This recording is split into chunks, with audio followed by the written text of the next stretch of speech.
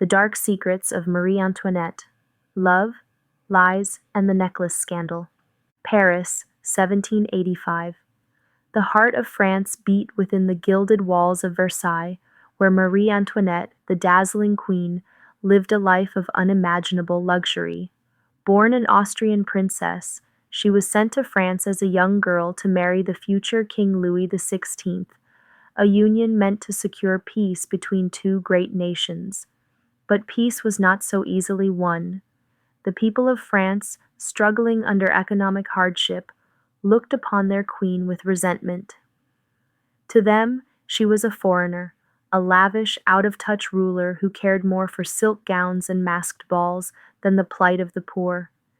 Yet, the greatest scandal of her reign did not begin in the palace, but in the shadows of deception. Years before Marie Antoinette had even arrived in France, King Louis XV had commissioned the most extravagant necklace ever created. A breathtaking masterpiece of diamonds, crafted by the royal jewelers Baumer and Bassange. It was meant for his mistress, Madame du Barry, but fate intervened. The king died before it could be gifted, and the necklace remained unsold. When Louis XVI took the throne, the jewelers desperately sought to sell the extravagant piece to his young queen, believing she would be enchanted by its beauty. But Marie Antoinette, aware of the growing discontent in France, refused. "We have more need of warships than necklaces," she had scoffed. Enter Jeanne de La Motte, a cunning and ambitious woman who sought to rise in society by any means necessary.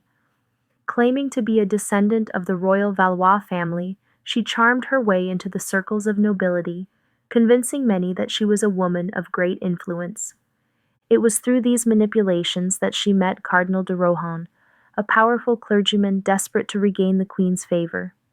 He had fallen from grace after failing to secure an alliance between France and Austria, and Marie Antoinette had long held him in disdain.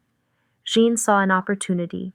She led the cardinal to believe that she had secret access to the queen, whispering lies that Marie Antoinette wanted to reconcile with him. She even went so far as to forge letters in the queen's name, signing them with endearments, hinting at a desire for his friendship, and more. The cardinal, blinded by ambition and flattery, believed he was on the path to redemption. To cement the illusion, Jeanne arranged for a secret meeting between the cardinal and the queen. But the woman who appeared that night in the moonlit gardens of Versailles was not Marie Antoinette. It was a prostitute disguised in a gown similar to the queen's, instructed to play the part. In the dim glow of the lanterns, she handed him a white rose, whispering, "You are forgiven." The cardinal was convinced he had won back the queen's favor. But Jeanne's scheme did not stop there. She convinced the cardinal that Marie Antoinette wished to purchase the infamous diamond necklace, but due to political pressures, she needed him to act as an intermediary.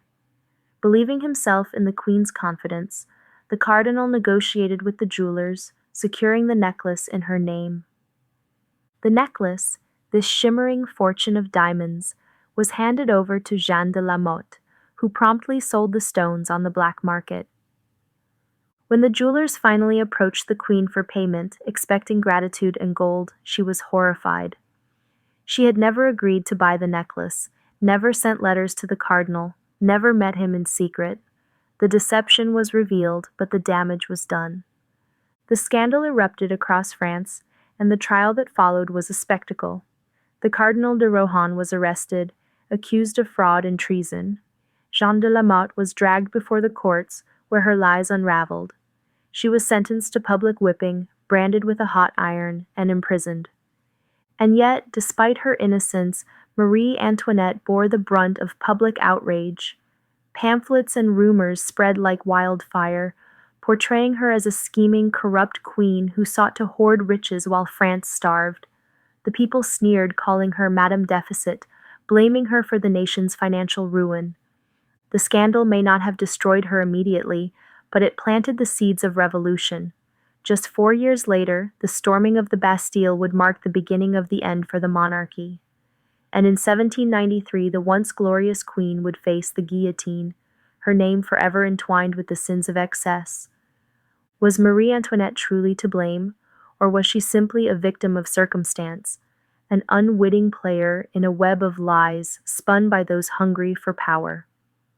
One thing is certain: the affair of the diamond necklace was not just a scandal, it was a spark that helped ignite the flames of revolution. Do you think Marie Antoinette was truly guilty of extravagance and corruption, or was she simply a victim of deception? Let me know your thoughts in the comments. Thank you so much for watching.